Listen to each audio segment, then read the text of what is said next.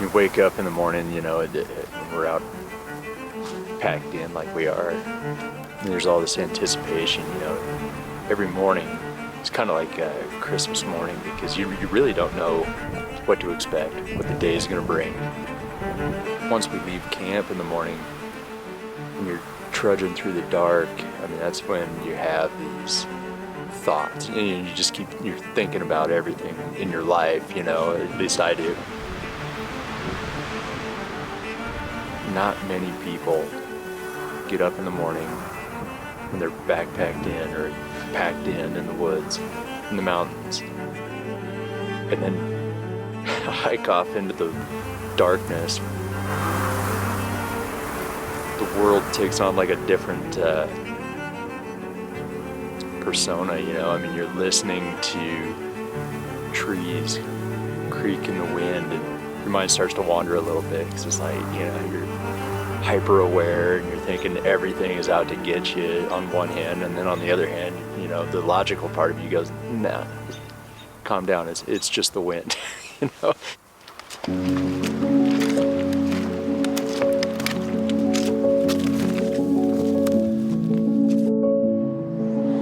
That's kind of why I like coming back to these places is, you know, the stories that are told.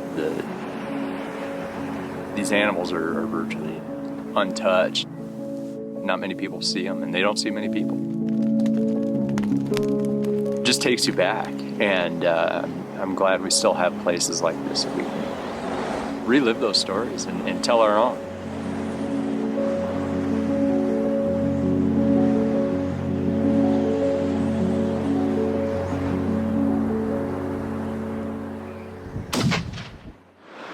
We've been hiking uphill for about an hour, and we're almost to this really nice bench that elk like to traverse. And we found them there last year pretty much all day, but this is the spot last year where it wasn't even shooting light yet, and we busted a really nice bull. So I'm gonna get my rifle out right now, put my hiking sticks away just in case we bump something up. It's about shooting light right now.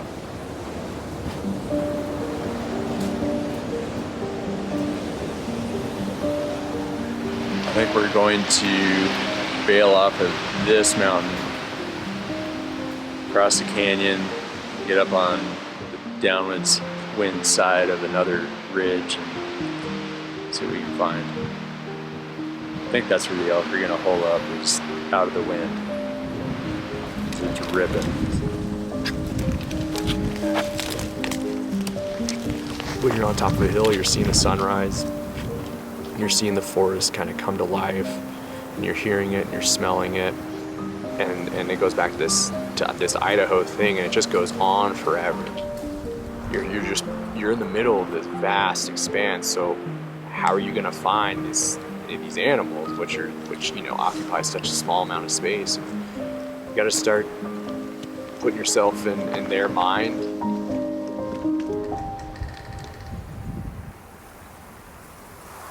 One of the neat things, though, that about being out in these places is you get these experiences that they're not new, but I feel like those experiences are becoming lost. We're gonna still hunt through this thick timber. There's a bench up here, some water down below. I'm wondering if it might be a bedding area, so we're gonna get in there, kind of still hunt through. Make a big loop back to camp for the evening and see what happens.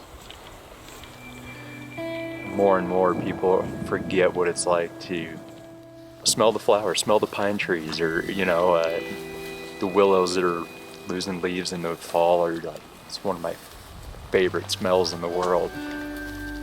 Dying leaves, you know, but that's what keeps me coming back. One of the things that keeps me coming back.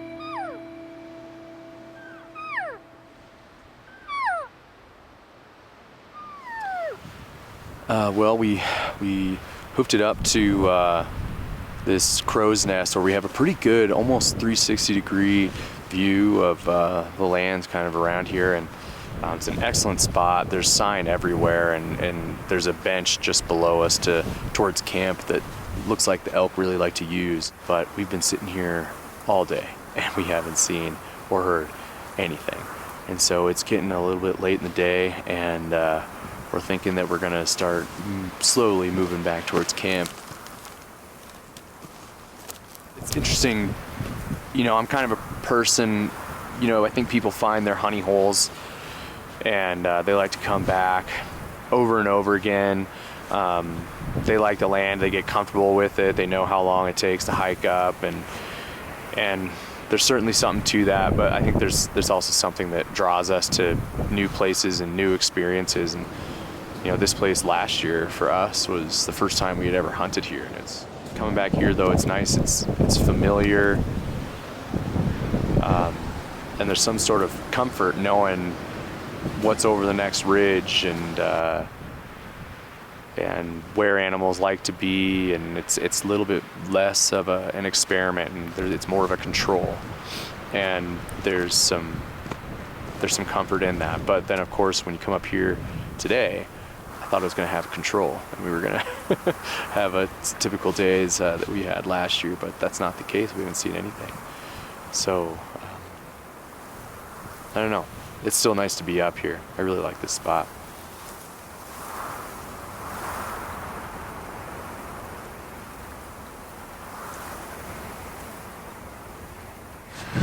It's officially the witching hour.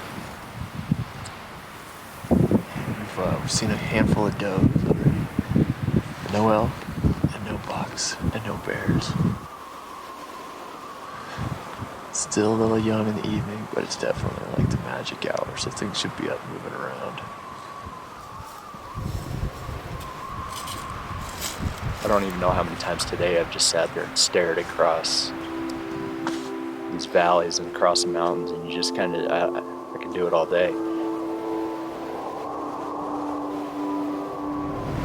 Right down here is where I killed my bull from last year. About 100 yards downhill that way. There's a lot more snow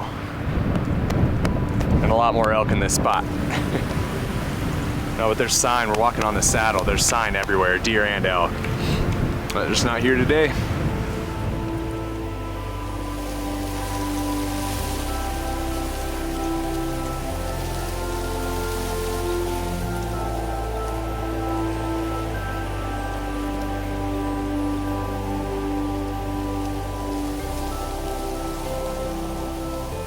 Big Prince, and he's just like right here tucked in the tree.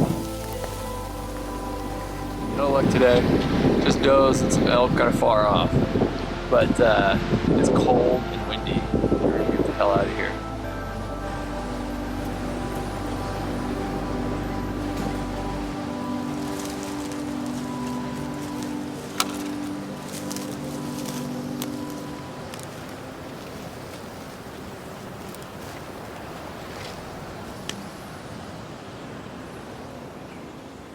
In a snow squall, we just busted its first light, like you just start to see.